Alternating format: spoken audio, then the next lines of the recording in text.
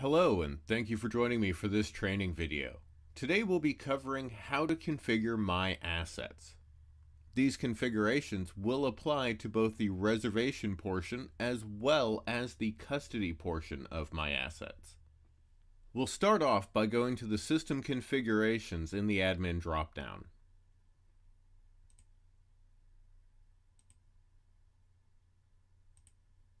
On the left side of the System Configuration page, we'll choose Shopping Cart.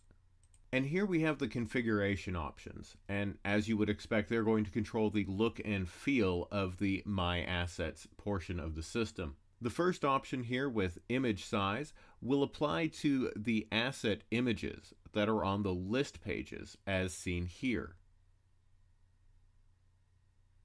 The second option, the home screen view, will control whether the home screen is presented to your users as a categorized list of models or as a list of assets.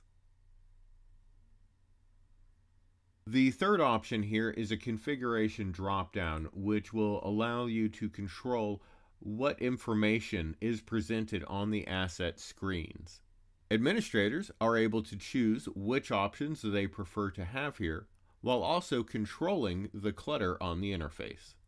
The final option, Alerts, will control when notifications are sent out based on any of the actions taken in the My Assets section.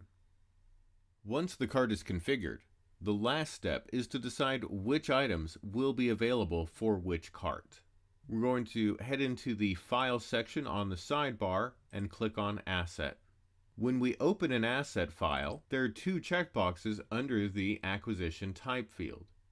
Available for checkout will add the asset to the reservation cart, while Available for Custody Transfer will add the asset to the custody cart.